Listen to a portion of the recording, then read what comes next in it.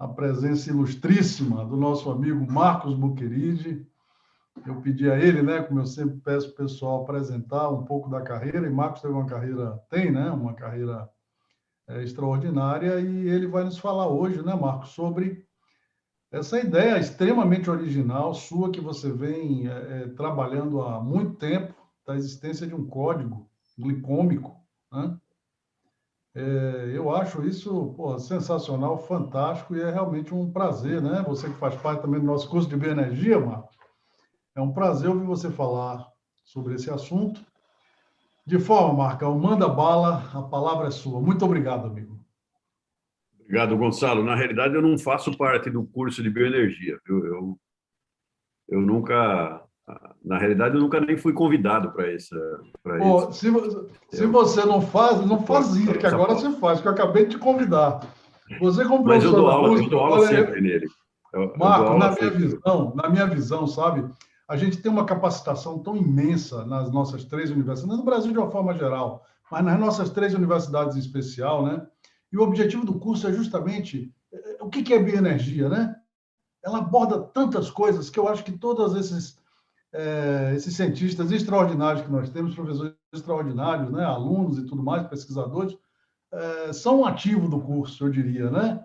E é bom que esse curso ele seja mais virtual, mais mesmo de formação de rede, porque isso possibilita ter cientistas extraordinários como você, né, pensando na biomassa, que é a base da bioenergia. Marcão, vamos lá, é isso aí, manda bala. Gonçalo, muito obrigado por suas palavras. É um prazer falar para o curso, realmente. Eu tenho falado muitas vezes, apesar de não ser orientador do curso, eu tenho dado aulas do curso e é sempre muito interessante, as perguntas são muito interessantes, as pessoas que frequentam são muito interessantes. Então, eu vou, atendendo ao pedido do Gonçalo, eu vou colocar agora, então, a minha apresentação, vocês já me viram, e espero que Gonçalo, todos vendo aí? A apresentação está lá. Muito bem. Perfeito, está então, perfeito. Beleza. Então, eu vou atender. Então, o título é, né, Decifrando o Código Glicômico para melhorar a hidrólise da parede celular de cana-de-açúcar. Eu vou falar, numa ordem, eu vou falar primeiro um pouco sobre a minha trajetória, bem rapidamente, só a parte científica, obviamente. Depois, eu vou falar sobre a parede celular em si. Depois eu explico o que é o código glicômico e depois, por último, eu vou mostrar para vocês uma estratégia que nós estamos usando para tentar usar mecanismos endógenos para alterar o código glicômico da cana para facilitar a hidrólise. Então, a hidrólise é um ponto central. Um minuto, que aí eu vou pôr o meu computador. E vamos lá. Bom, de onde eu venho, aqui, vocês veem nas curvas vermelhas, são relações que existem, que foram relações diretas. Eu coloquei lá em cima, à esquerda, em azul, o pai de todos nós, dos carboidratos, que é o Emil Fischer, né, que é um químico notável, ganhou o prêmio Nobel em 1902, e ele descobriu aquilo que a gente conhece como glicose, frutose, manose. Foi ele que determinou as estruturas químicas desses compostos que são compostos com os quais a gente trabalha e eu vou falar hoje. A minha orientadora de mestrado, a Sônia Dietrich, também foi pós-doc de um prêmio Nobel aqui da Argentina, que é o Leluar, né, que está ali em cima, o Luiz Leluar, que descobriu como é que os açúcares são sintetizados, né, através dos nucleotídeos açúcares. Né? Então, ele foi um pesquisador, um dos principais pesquisadores da Argentina, obviamente, e a Sônia aprendeu muita coisa que ela transmitiu para mim, e isso das estratégias que o Leluar usava para fazer pesquisa. Então, isso foi muito interessante. A Sônia Dietrich foi pioneira no Brasil em estudos de carboidratos, de plantas brasileiras e biodiversidade tropical, me ensinou muito, foi meu guru até o fim da vida dela, infelizmente, em 1912, em 2012, desculpe.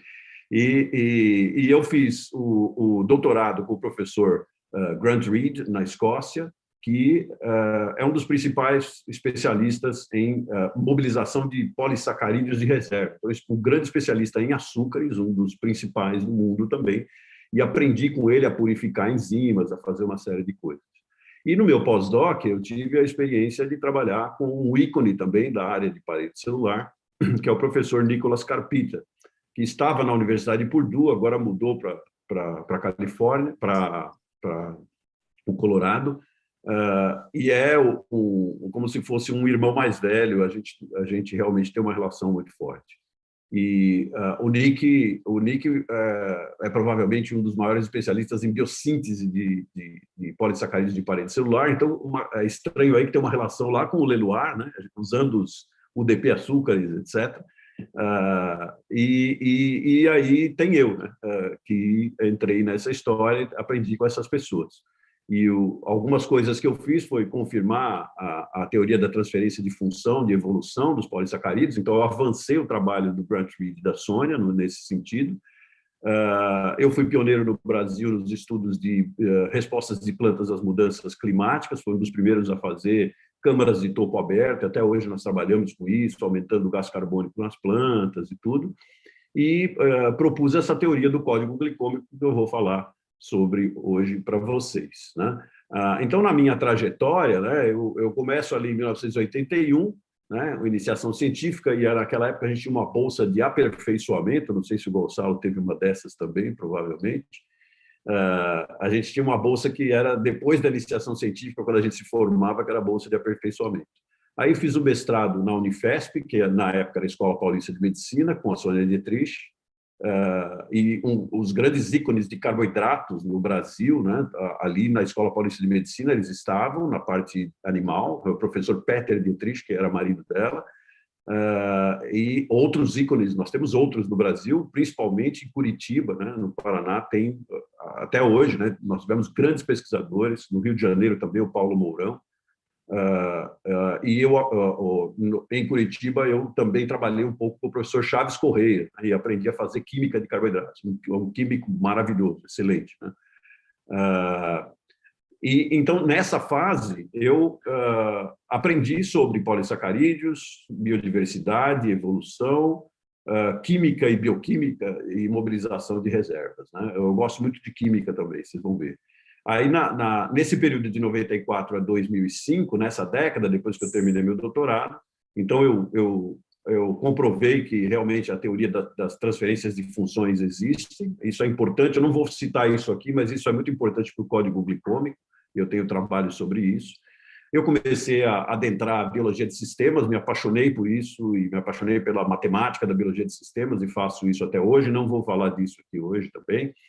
E eu coordenei um temático sobre uso sustentável da biodiversidade e estudamos várias coisas, entre elas aplicações industriais de polissacarídeos. Um exemplo para vocês é o Cronos jatobá, da Natura, que saiu do meu laboratório desses estudos dessa década aí.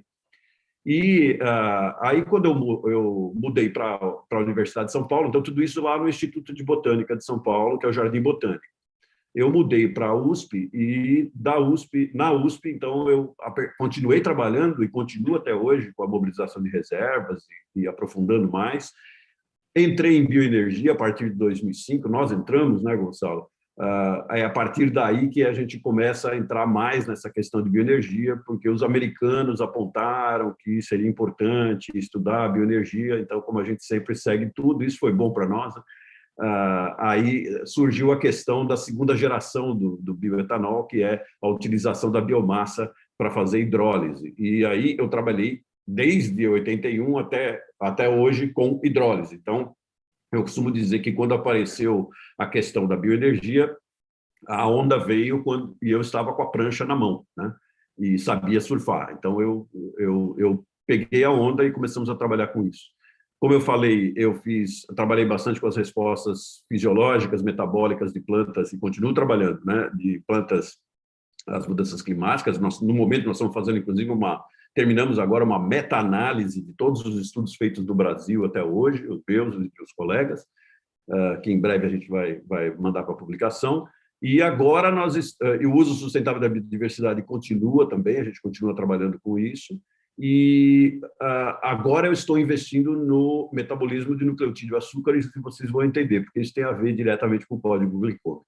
E uma outra área que eu tenho trabalhado agora é a área de arborização urbana e ciências urbanas, que não vou comentar aqui porque isso está fora. Tem a ver com a bioenergia, muito, na realidade, está totalmente ligado com bioenergia, as ciências urbanas aplicadas. Eu coordeno um programa na USP, que é o programa, é um centro de síntese chamado USP Cidades Globais. E lá a gente está estudando vários aspectos de cidades, e a bioenergia entra nisso também. E mais recentemente, eu comecei a fazer parte de um centro de engenharia que tem na USP, que é o RCGI, e a minha parte vai ser estudar a cana-de-açúcar para a gente chegar, junto com outros colegas. Eu coordeno um programa de BECS, Bioenergy and Carbon Capture Systems. Então, eu tenho colegas trabalhando no grupo com células a hidrogênio, outros colegas com captura de carbono, e a nossa ideia é chegar a emissões zeradas ou negativas. O Brasil é o país que tem o maior potencial de fazer isso, e a bioenergia é fundamental para isso. Gostaria só de deixar isso aí claro para vocês. A hidrólise é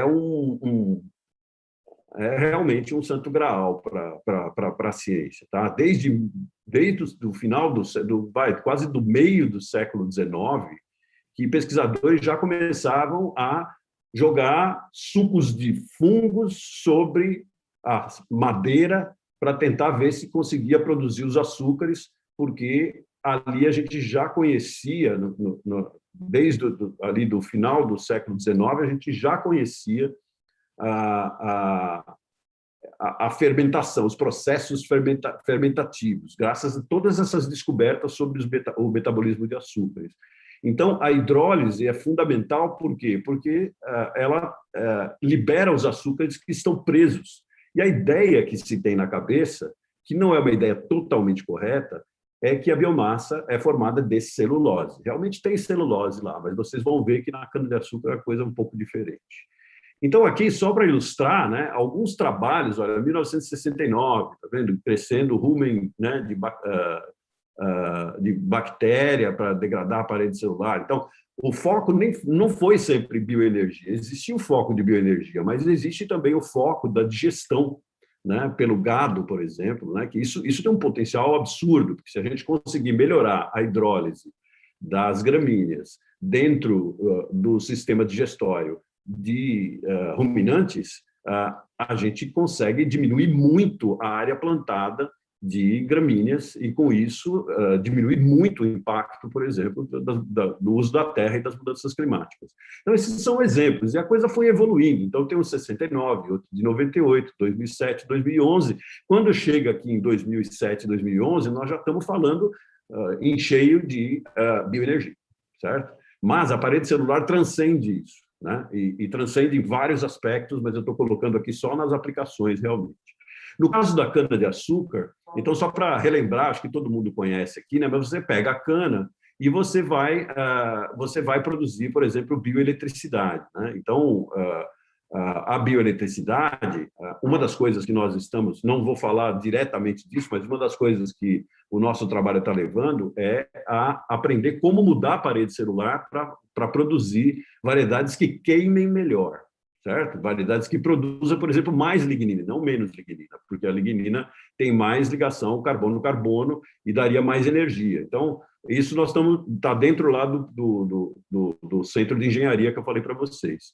Mas, para que a gente chegue na segunda geração, a gente precisa pegar essa biomassa, o colmo e a palha, e fazer um pré-tratamento. Até onde eu lembro, Gonçalo me corrige depois, o custo desse pré-tratamento estava lá em 19%, quando a gente escreveu esse trabalho aí, que já faz um tempo, estava lá em 19% do custo do processo como um todo, porque gasta-se muita energia para você conseguir, como o pessoal chama, abrir a biomassa.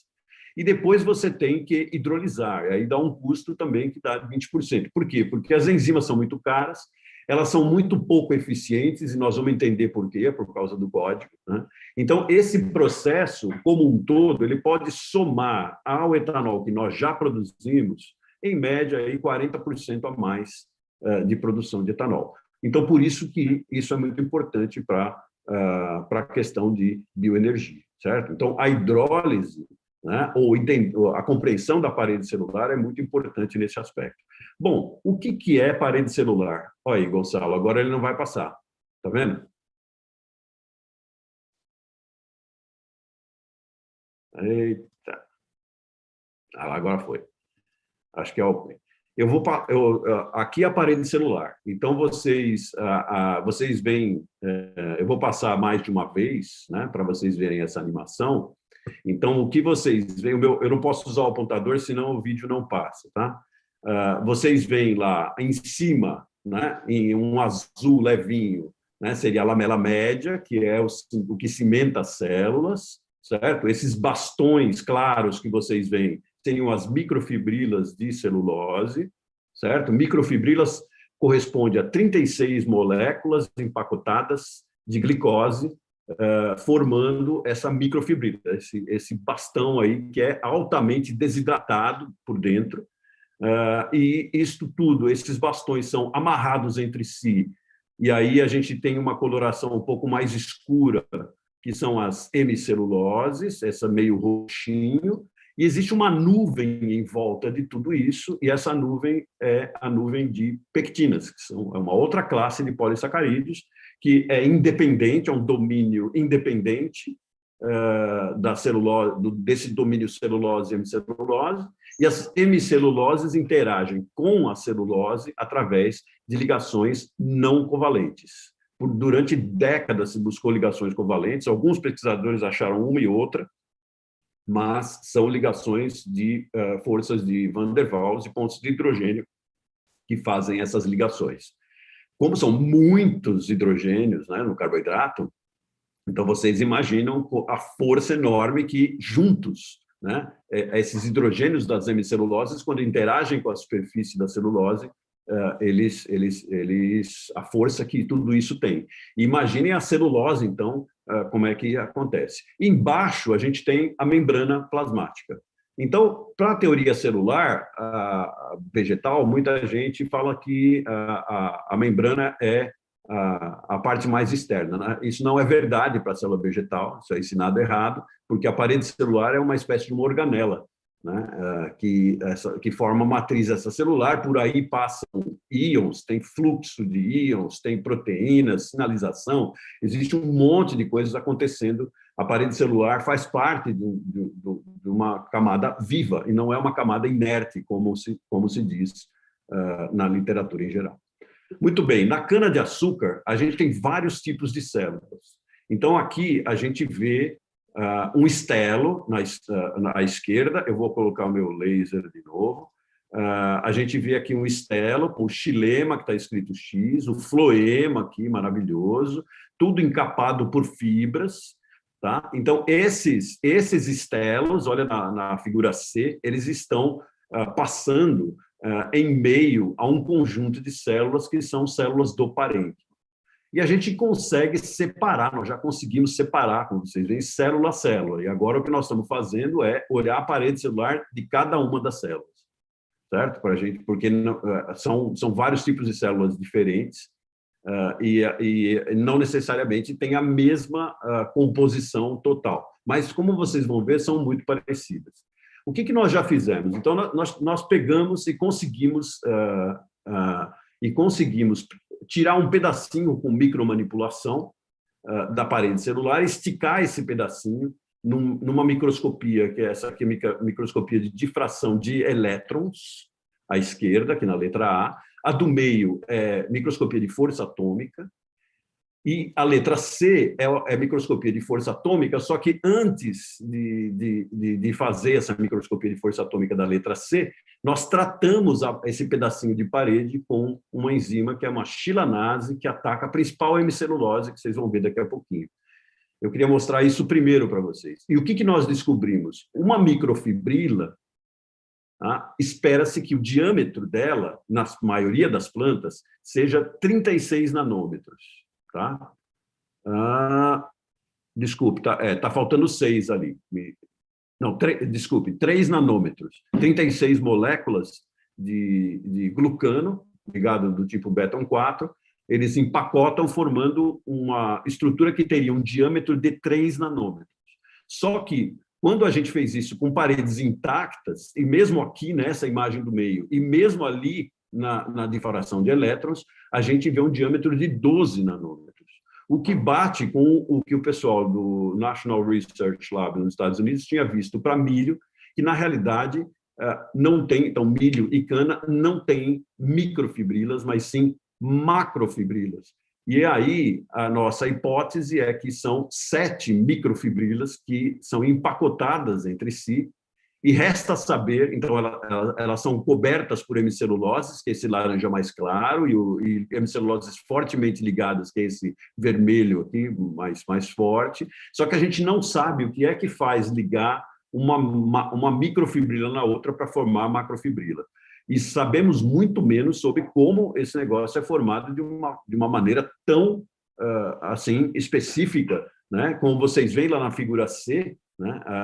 É uma estrutura realmente muito fixa, né? Era sempre formada do mesmo jeito. Então isso deve ser acompanhado por processos celulares bastante complicados, e a gente está atrás desses processos. Aqui só para vocês darem uma olhada na celulose. Então o que a gente vê, a celulose, são esses beta-glucanos, que estão aqui na letra A, e eles formam um conjunto de ligações entre as hidroxilas, como vocês veem aqui. A água expulsa disso, e isso forma um cristal tão espetacular que nós estamos aqui de roupa, né? Justamente, e se você sair na chuva, a sua roupa não vai dissolver, porque a água não vai conseguir dissolver esses polissacarídeos. Imagina se você estivesse vestido de amido, se você saísse na chuva, você ficaria nu, certo? E aqui um pedaço de eucalipto, nós já trabalhamos com o Gonçalo, inclusive, com o código glicômico do eucalipto, temos um trabalho publicado, então aqui aqui estão em microscopia de varredura, né? A gente tem aqui as fibras, né? E a celulose toda surrada aqui, nas microfibrilas todas surradas. E aí a formação das macrofibrilas, eu coloquei à esquerda a mesma figura do centro, que é a parede intacta, e a seta vermelha aponta uma macrofibrila atravessando ali o processo. Não sei se fica nítido para vocês aí, mas aí a seta vermelha que eu estou falando é essa daí, né? É uma macrofibrila, 12 nanômetros de espessura. Bom, nós determinamos a estrutura química de todos os polissacarídeos que a gente encontrou na parede celular. Então, eles estão aí, exceto pela celulose, certo? Então, nós temos um conjunto de pectinas, que são polímeros de ácido galacturônico, que se ligam entre si por essas ligações alfa 4. Eles podem ser ramificados com ramificações neutras, ramificações de galactose, que são altamente afim de água. Então, as pectinas são bastante, elas realmente hidratam a parede celular, mas existem também alguns polissacarídeos, aqui eu estou economizando, eles são mais longos do que isso, mas não muito longos. Existem também sequências de arabinanos, né, compostos de arabinose, ligados ao alfa 5, e na ponta deles fica um ácido ferúlico, que é um nucleador da lignina. Então, a lignina ela está ligada à pectina também. A pectina é um dos arcabouços para ligar a lignina. A principal hemicelulose em cana são os xilanos, está aqui em cima em vermelho. A xilose é uma glucose, só que falta o carbono 6 nela. Então, ela é muito parecida, só que ela não forma macrofibrilas ou microfibrilas, não forma cristais, tá? Porque falta esse carbono 6. Mas ela tem uma certa interação entre si.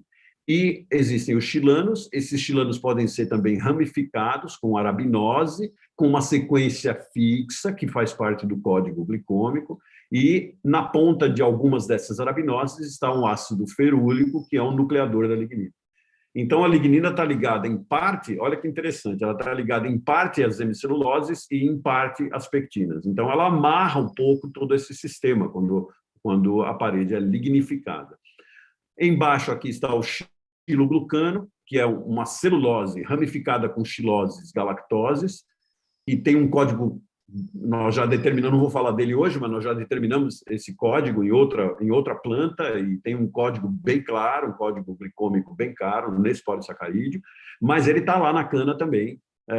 Ele é um pouco diferente das eudicotiledôneas, mas essa hemicelulose é a principal hemicelulose que existe no planeta. Tá? O xiloglucano é a principal hemicelulose que todas as plantas têm, as árvores têm, etc. O xilano também é importante. E os glucomananos, que estão ali embaixo, que tem uma pequena quantidade, mas não deixam de ser importantes. Então, só para vocês entenderem a amarração. Então, aqui ó, são cadeias de arabinoxilano, e na ponta ali, circundado em amarelo ou quadriculado em amarelo, estão os ácidos ferúlicos, e esses ácidos ferúlicos podem formar esses enlaces diferúlicos, ou então ter várias outras compostos fenólicos, que são os compostos da lignina, certo? O ácido sinapílico, por exemplo, é um deles, o cumarílico e assim por diante. Então, é assim que o sistema é amarrado. Aqui, o diferúlico livre está ali, né? Foi desenhado por um colaborador meu, o Vanderlei dos Santos. Quando eu olho a lignina na parede de cana, então, aqui eu tenho duas técnicas. Uma técnica é usar fluoroglucinol, que tinge a lignina em cor de laranja, ou avermelhado, né? E a direita é autofluorescência, por causa dos anéis, daqueles anéis com ligações duplas, ele vai dar autofluorescência. Então, aqui vocês veem a cana, né? A gente vê claramente que a lignina é principalmente associada às fibras. Aqui vocês veem aqui a carinha de um Papai Noel, estou circundando aqui, está vendo? Um Papai Noel, ou um ET, se vocês quiserem, para outros parece um ET, né, que são, então, os estelos, e eles são altamente, ou estão mais lignificados. O parênquima tem um pouco de lignina, mas muito pouco, certo? Vamos lá. Como é que está essa lignina? No parênquima, primeiro. Quando nós fomos olhar usando microscopia de superresolução, que é uma microscopia que me dá 30 nanômetros de resolução, nós acabamos vendo que a lignina não é depositada continuamente nas células. Ela é toda lamelada. Vocês veem aqui por essas figuras que existem lamelas de lignina. Vocês vão ver onde eu quero chegar. Quando eu olho agora as fibras, aqui estão as fibras. Se eu pegar, eu vou ver também lamelas, né? É a mesma coisa. Aqui à direita tem uma magnificação dessa junção triangular aqui, né, entre duas células que são parte das fibras isso é tudo cano, viu, gente? E aí vocês veem claramente aqui as lamelas. E aí, numa visão mais fina ainda, nós fizemos a superresolução e conseguimos medir, olha aqui, você vê cada uma dessas lamelas que tem aproximadamente lá os 12 nanômetros, certo? Então, isso confirma a ideia de que as paredes intactas realmente possuem, as macrofibrilas. Elas são um pouco maiores do que 12 nanômetros e vocês já vão entender por quê. Bom, nós chegamos com isso ao modelo da parede celular. Então, aqui nós temos na letra C uma visão em perspectiva, certo? Na letra B é uma visão como se eu cortasse a parede celular transversalmente num ponto. E na letra A é o que eu chamo de módulo da parede celular da cana. O que é esse módulo? É uma macrofibrila contendo as 7 microfibrilas, envolvida pelo cinza, que são hemiceluloses fortemente ligadas à superfície das microfibrilas e juntando elas. E aí nós estamos agora tentando descobrir se o xiloglucano é o polissacarídeo, porque sabe-se que o xiloglucano é o principal polissacarídeo que interage com a superfície das microfibrilas e muito menos os xilanos. Então, nós estamos agora com uma série de experimentos tentando provar que o xiloglucano é a cola que liga as microfibrilas, formando a macrofibrila. E esse azul que vocês veem em volta são hemiceluloses menos fortemente ligadas, e em volta de tudo isto estão as pectinas, que está aí numa cor amarelinha, certo? E tudo isso é amarrado pelo branquinho, pelos fios branquinhos que vocês veem. Acredita-se que ao acaso, mas eu não sei, né? É lignina. Muito bem. O que falta? A gente precisa agora, nós já temos todos os polissacarídeos isolados, já numa quantidade maior, temos um conjunto de enzimas, porque para a gente sequenciar esses polissacarídeos, a gente precisa de enzimas, a gente age da mesma forma que se usa para DNA. Tá? A gente usa, inclusive, a gente diminui a concentração das enzimas para conseguir enxergar os fragmentos do mesmo jeito que se faz quando a gente usa enzimas de restrição no DNA, né? Então, é o mesmo processo, tá? Se pegar um paralelo entre a história da descoberta da estrutura do DNA e essa que nós estamos fazendo, é a mesma coisa, nós estamos repetindo isso para um novo código. Então, falta decifrar, nós ainda não temos para a cana-de-açúcar, nós temos algumas coisas, sabemos que o xilano é feito de blocos que têm 5 ou 4 xiloses ligadas a uma arabinose, só que a gente não sabe ainda como é que esses blocos se arranjam, estamos estudando o xiloglucano, então faltam algumas coisas para fazer. As pectinas são muito mais difíceis por causa da complexidade. E a gente quer descobrir, então, como eu falei, o que é que liga as microfibrilas formando as macrofibrilas. Já expliquei para vocês. E, com isso, a gente vai tentando verificar, em inglês, né, confirmar essa ideia desse modelo e vai mudando o modelo de parede celular na medida que nós vamos fazendo novas descobertas. Bom, isso tudo serviu para a gente, falando de hidrólise agora, a gente, baseado nessa estrutura, quando nós publicamos o nosso paper principal sobre estrutura, em 2013, a gente já propôs um modelo para hidrólise. E a gente sabia, tem uma tabela nesse trabalho também, e a gente conseguiu fazer o quantitativo, tá vendo? 28% de celulose, 58% de hemiceluloses, 8% de pectinas, e lignina vai entre 6% e 15%, porque depende da idade, né? Nas plantas mais jovens é 6%, nas plantas mais velhas pode chegar a 15%, às vezes até 18%. No bagaço, a lignina acaba sendo concentrada porque o bagaço é lavado e ele perde uma série dos polissacarídeos solúveis. Então, aí aumenta mais lignina. Estou falando aqui da planta.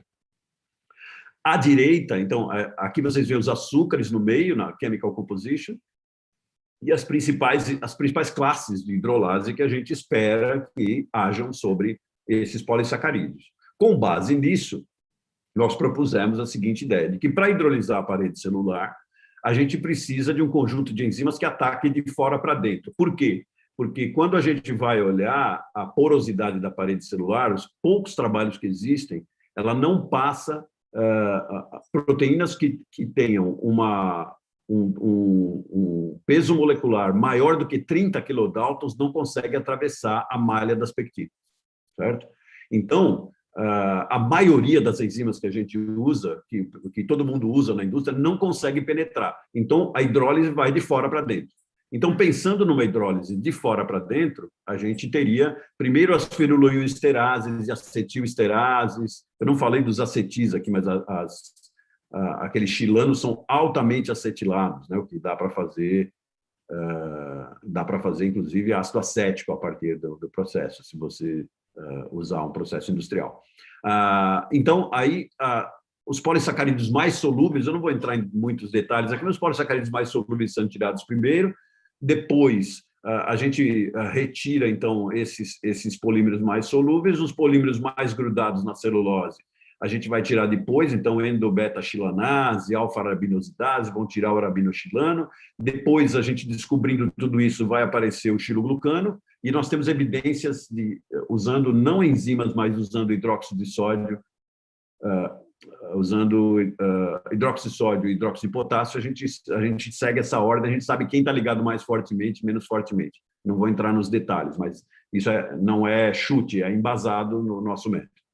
E depois disso sobra, então, aí sobra a celulose, que, lembra, corresponde a 28%, e essa celulose que vai ser degradada pelas celulases. Então, aquela história de que basta colocar celulases, a gente já sabe que não tem a ver, né?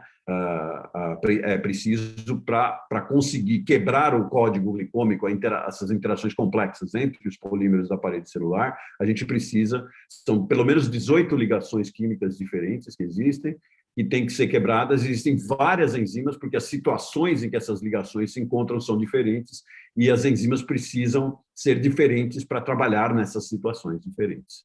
Bom, uma comprovação disso, nós publicamos um trabalho, uma comparação a gente pegou as enzimas de Aspergillus niger, do fungo Aspergillus niger, e de Trichoderma rhizii. O Aspergillus niger é aquele fungo que come as nossas frutas, e adora pectinas, né? E o Trichoderma rhizii, ele foi descoberto no Vietnã porque ele fazia buracos nas tendas feitas de celulose dos soldados americanos. Então, ele é terrível, ele ataca a celulose.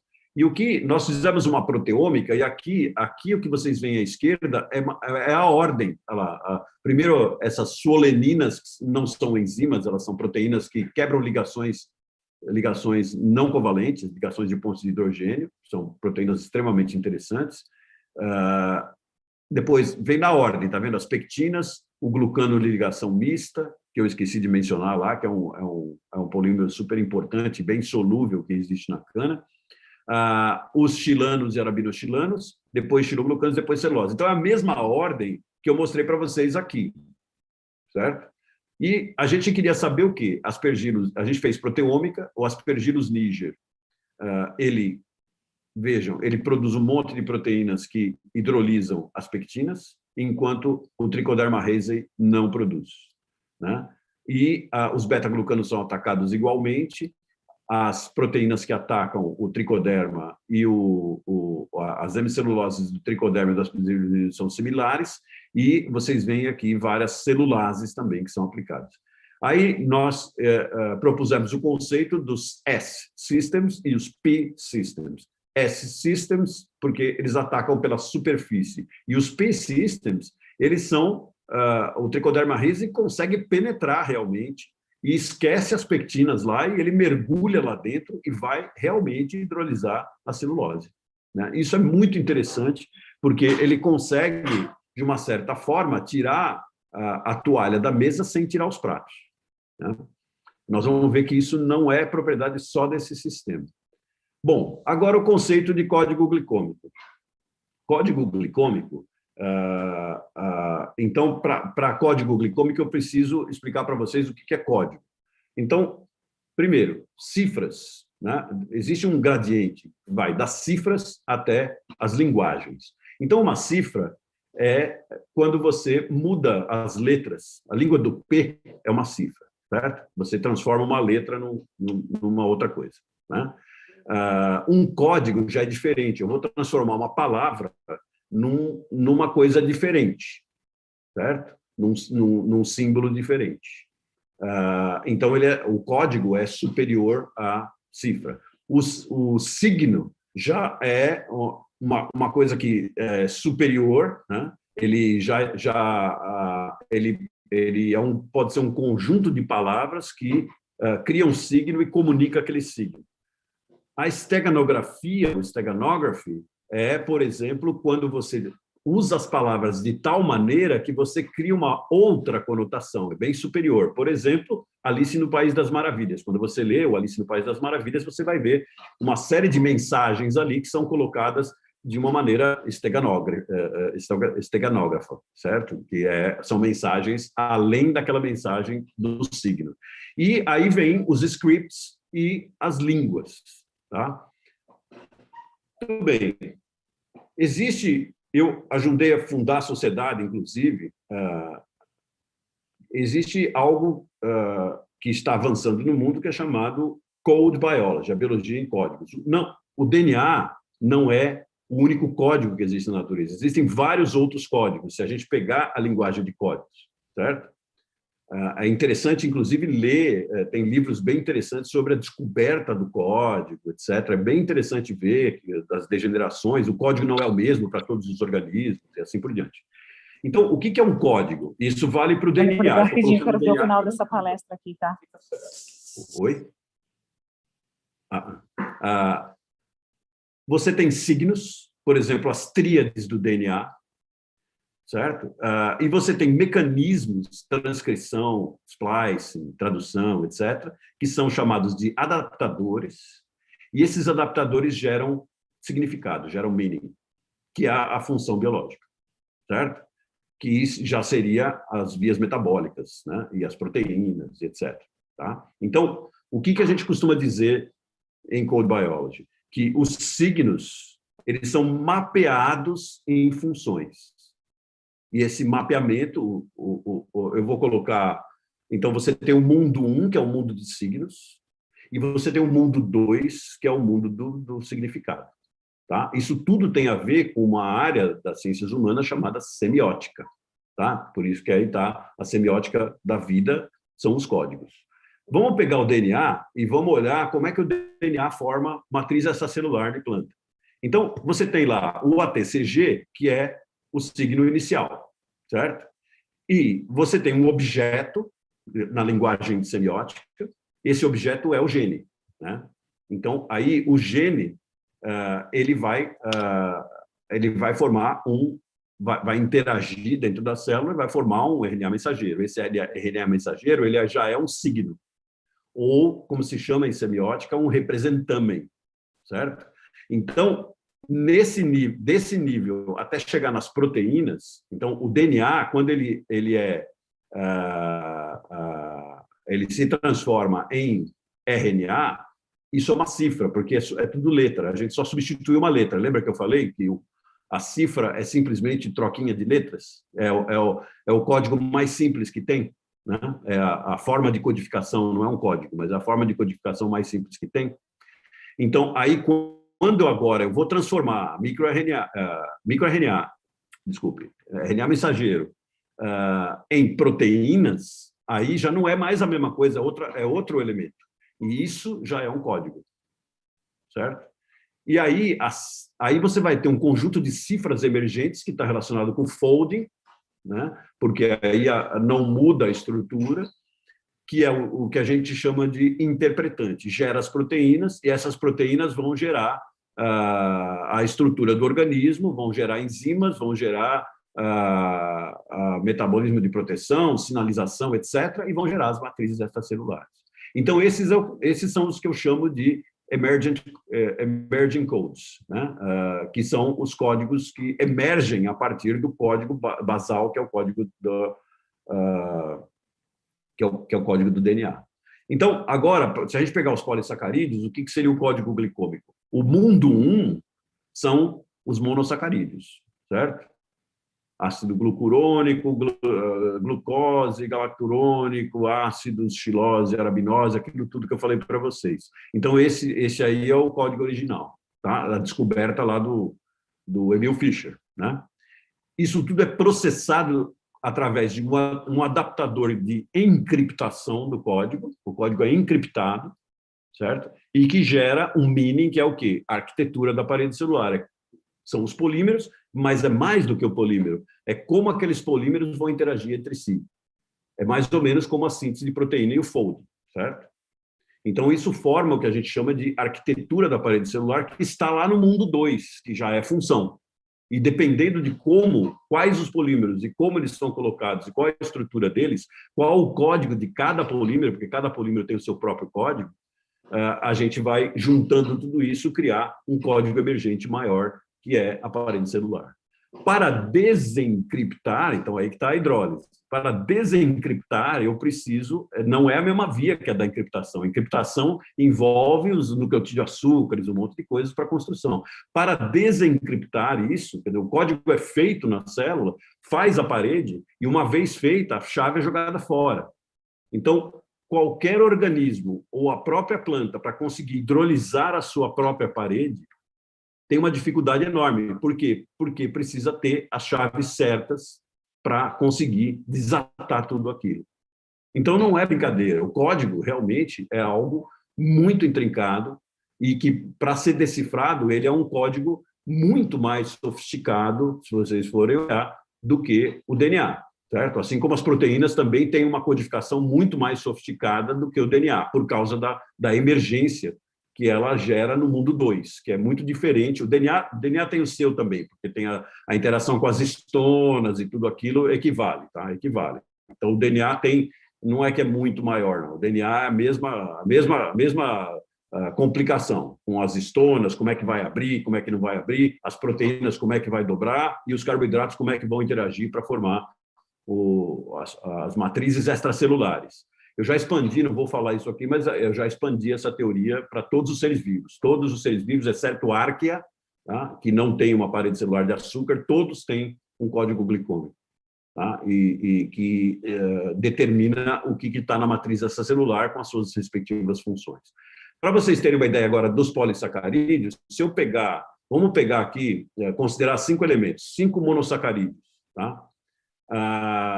Se eu pegar 5 monossacarídeos, eu vou pegar os ácidos nucleicos, por exemplo, que tem 4, só para dar uma ideia para vocês.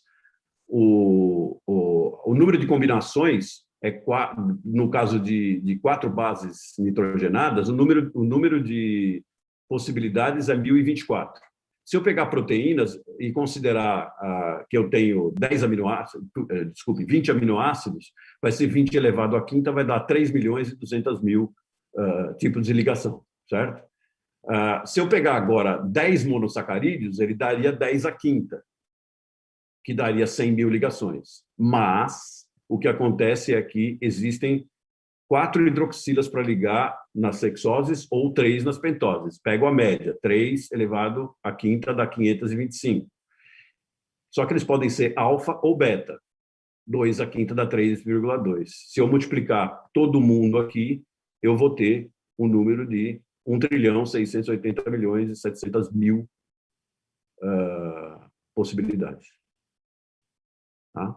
Então, só ocorrem 10, ou no máximo 20 possibilidades de ligação. Esse negócio tem que ser codificado, não existe outra solução.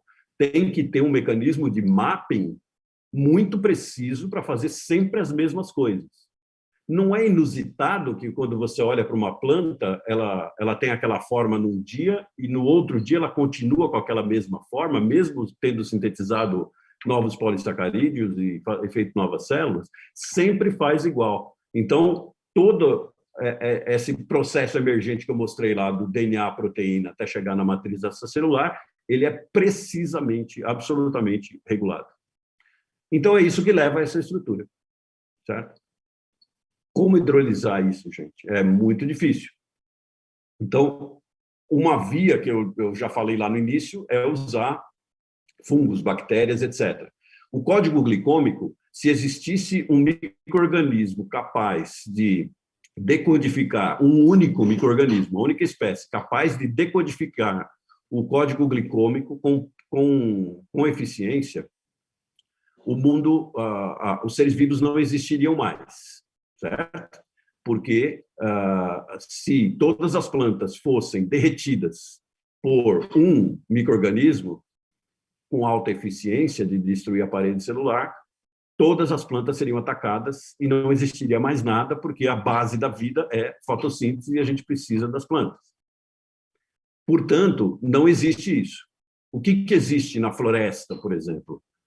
É sempre a parede celular, o código glicômico, ele é sempre decodificado por um conjunto de micro-organismos que atacam cada um a sua parte, certo? Mais ou menos como a gente vê ali, como a gente viu ali com o Trichoderma rhizi e o penicillium. O que nós estamos fazendo, então? Usando 2 fungos, 3 fungos, né, para a gente poder fazer hidrólise para produzir bioenergia. Não adianta querer usar um fungo só. Por mais que você aperfeiçoe, é até perigoso criar um fungo que faça isso. Mas vamos olhar, as plantas, a outra pergunta é, a gente poderia desmantelar o código glicômico usando o mecanismo endógeno da própria cana? Então, eu chamo isso de cana-papaya, né? Que é uma cana que amoleceria como se fosse um fruto. Primeira coisa que nós fizemos foi buscar nas plantas mecanismos que fazem isso. Eu trabalhei a vida inteira com isso, como eu mostrei para vocês. Aqui no centro, então, está lá as paredes de reserva, que são completamente degradadas, né? Aqui em cima tem um fungo penetrando numa parede celular e degradando somente aquilo que ele quer. Aqui à direita, em cima, tem a abscisão foliar, que precisamente as lamelas médias são degradadas, a pectina é degradada e a folha cai. Se vocês pegarem uma folha que caiu, vocês vão ver o biquinho dela aberto, quer dizer, não existe muito ataque de celulose nesse caso, o ataque é principalmente as pectinas. mas tem um pouco de ação sobre a celulose. E aqui à esquerda, a razão de chamar cana-papaya. Isso aqui é a papaya, uma aluna minha que fez a tese, a Aline, e aí vocês veem uma papaya com 60 dias de idade e uma papaya com 160 dias de idade. As células não modificam. Olha o nível de expansão das células. Elas só expandem, não tem modificação. E ela amolece porque as lamelas médias, as pectinas que ligam as células, elas são degradadas. E aí nós começamos a procurar. E tem também os aerênquimas, que é o que eu vou falar aqui. Nós começamos a procurar em tudo quanto é lado. E eu e o Hugo Molinari, lá de Brasília, tivemos a mesma ideia ao mesmo tempo. Foi muito gozado isso. E a gente teve a mesma ideia ao mesmo tempo, que era, vamos pegar folhas senescentes. E aí nós trabalhamos juntos, o Hugo pôs uma aluna para trabalhar, que veio trabalhar no meu laboratório, e nós investigamos de tudo quanto é jeito a senescência foliar de cana. A cana joga a folha fora sem nenhuma modificação na parede. Isso não acontece. Não tem ação enzimática, não tem nada. Então, isso aí não serviu. Aí tinha o aerênquima, que aí sim era uma oportunidade. Nós passamos a estudar o aerênquima. Então, o aerênquima são esses espaços de gás que são formados nas raízes. É uma coisa complicada, mas é o que a gente achou, né? Então, o aerênquima ele se forma da seguinte maneira.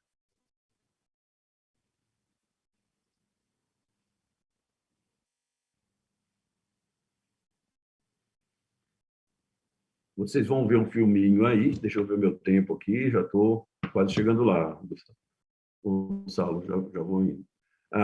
Aqui vocês vão ver uma tomografia, então é uma pequena raiz branquinha dessas, então vocês veem a ponta da raiz lá em cima, certo? E nós dividimos essa raiz em 5 segmentos, certo? Então, agora vocês vão ver um filme que mostra uma tomografia, com essa tomografia eu consigo ver os espaços de ar. Tá? Normalmente, a gente não consegue ver grandes coisas na tomografia em tecidos vegetais, mas quando tem espaço de ar, a gente consegue. Então, agora eu estou viajando dentro da raiz, certo? Segmento 1, que é a ponta, no segmento 2, aí... Oi, desculpem.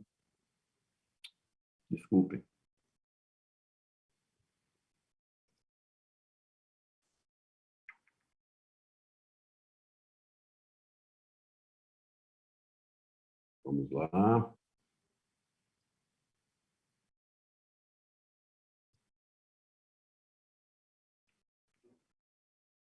Eu toquei aqui. Então, vocês viajando, vamos lá. A gente vê uma sombra do tecido vascular, certo? E logo nós começamos a ver umas bolinhas que são vermelhas dentro e amarelas, a coloração artificial. Vocês começam a ver o aerênquima lá dentro. Tá vendo? Segmento 2, que é o 2º centímetro, agora o 3º centímetro, né? E a gente vai ao 4º centímetro, vai passar agora, e cada vez os espaços são maiores, então esses espaços eles aparecem com modificações na parede celular, certo? Muito bem.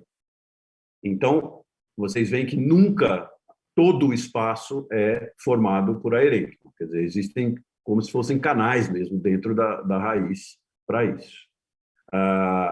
Aí nós estudamos isso, eu vou dar só alguns exemplos. Então, o primeiro passo que acontece esse aqui é um anticorpo que marca a pectinas, certo? Nós pegamos, então, aqui nós estamos com um segmento da raiz aqui, e a gente está vendo que essas marquinhas mais fortes que vocês enxergam aqui, agora, essas marquinhas mais fortes, né, são marquinhas de pectinas.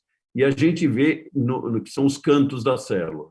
Normalmente, esses cantos são triangulares, certo? E a gente começa a enxergar aqui espaços quadrangulares, ou espaços maiores ainda, tá?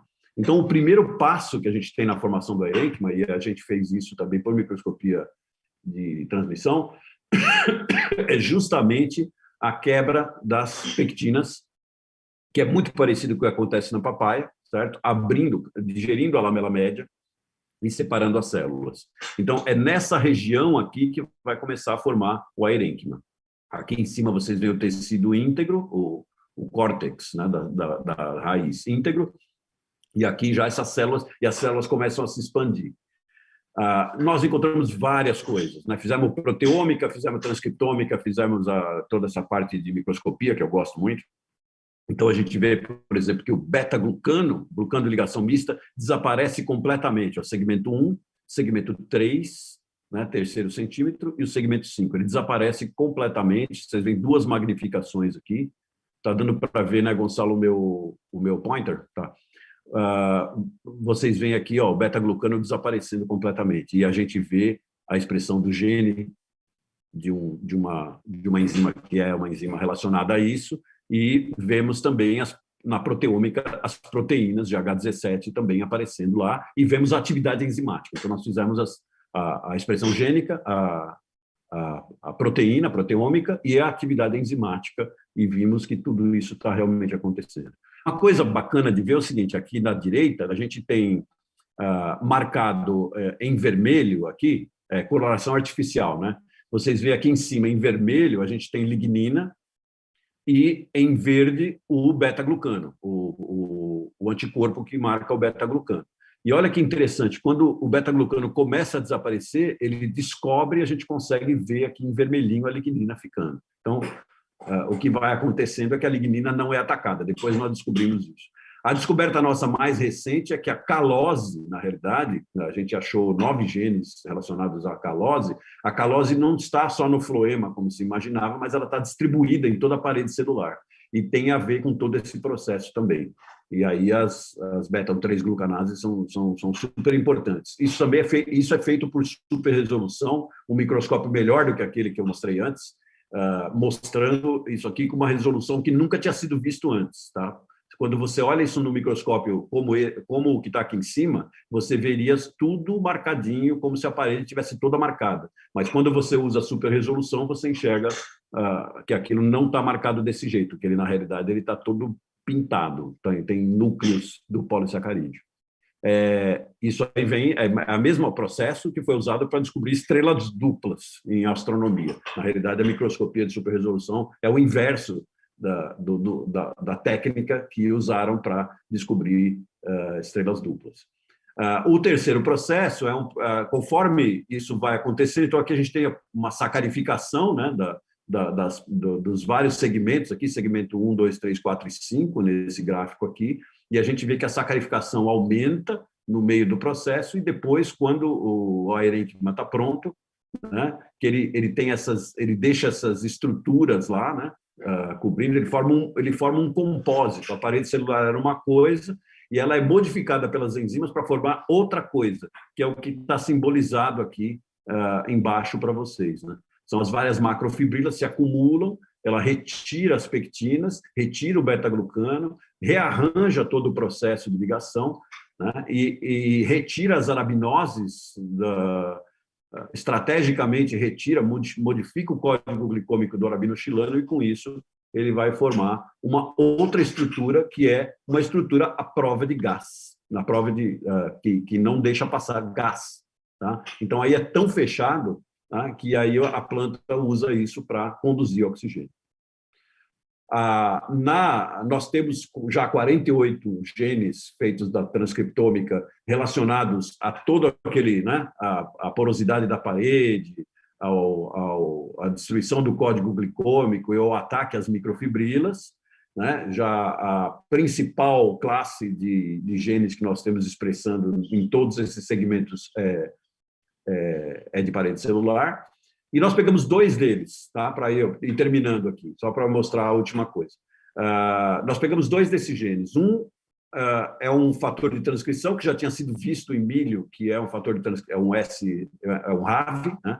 RAV1, que é um fator de transcrição que tinha sido visto expressar em milho quando o milho forma erênquima.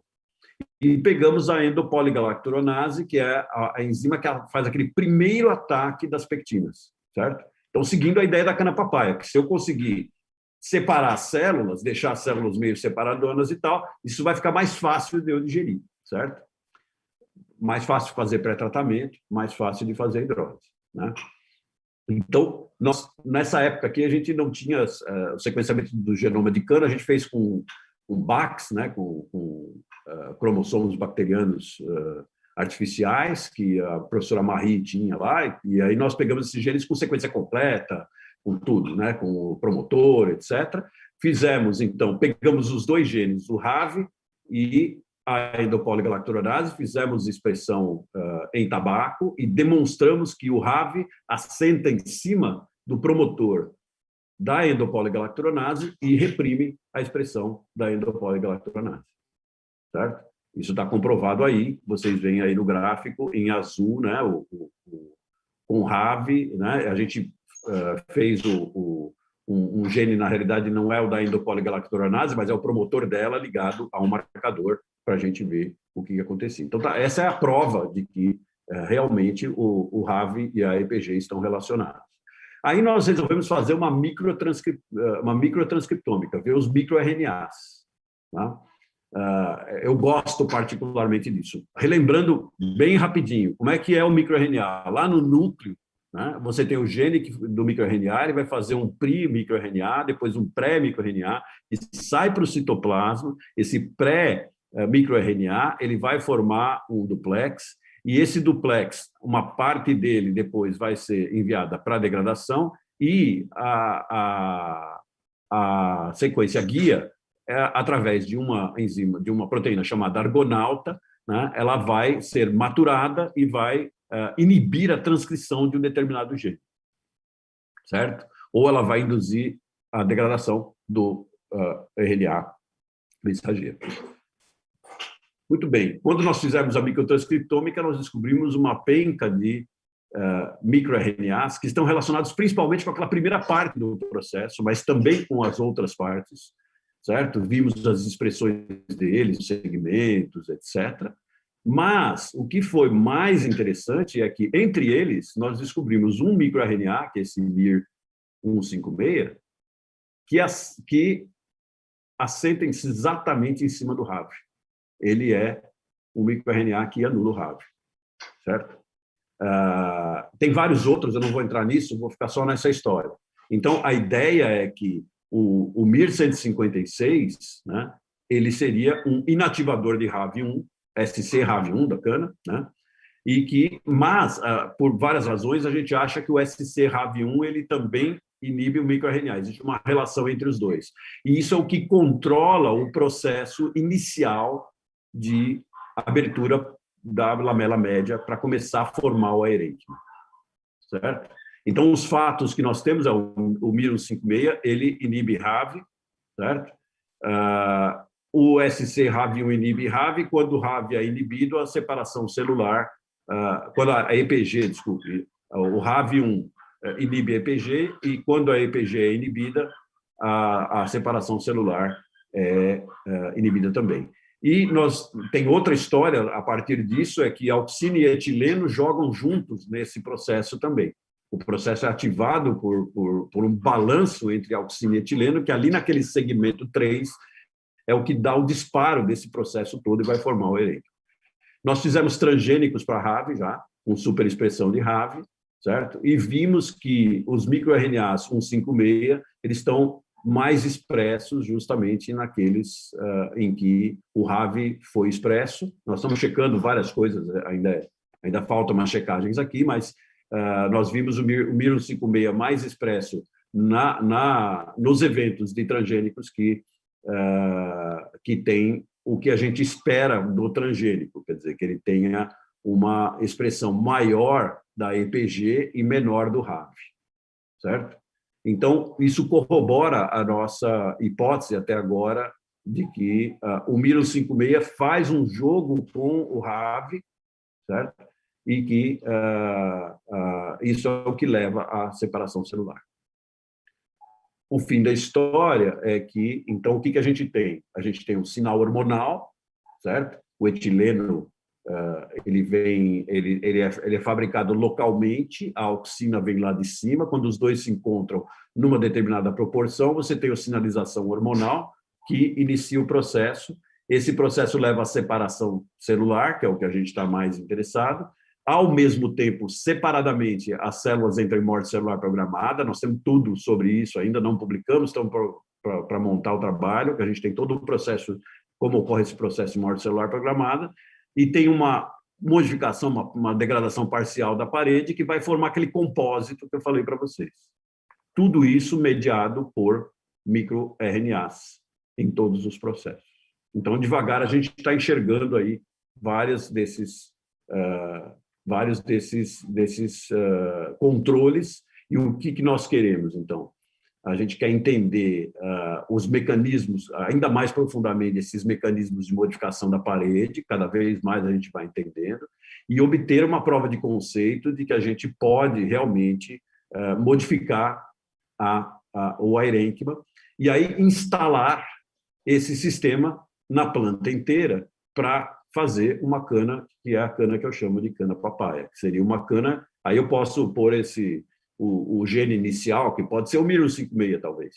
A gente põe ele sob o controle de alguma substância que, quando você joga na plantação, ela já começa a amolecer. Quando você colhe, quando ela chega na indústria, ela seria mais facilmente processável e mais facilmente hidrolisável.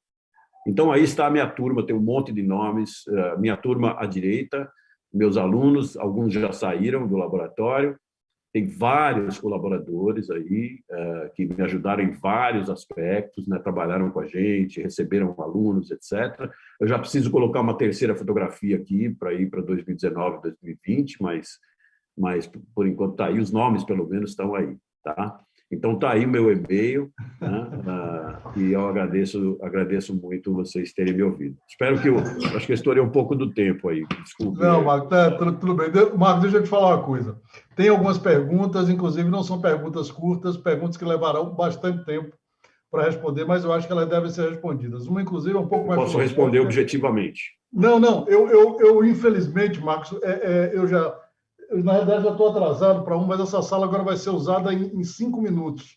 Tá bom. Eu vou te pedir o seguinte, eu quero muito... Bom, eu acho que não preciso de falar para ninguém que você é realmente um sujeito extraordinário, uma quantidade de dados incrível, e você correlaciona, e o que eu mais gosto dessa reflexão que você faz, e digamos assim, uma espécie de reflexão bioquímica, é a ideia que, se não houvesse um código, né, a gente não teria vida, quer dizer, a vida se desgastaria. Lembrando aí a todos que, se a gente tem hoje muito do combustível fóssil, do carvão, é porque, quando a vida começou não, e se desenvolveu, as árvores vieram antes do micro-organismo, que as degradavam.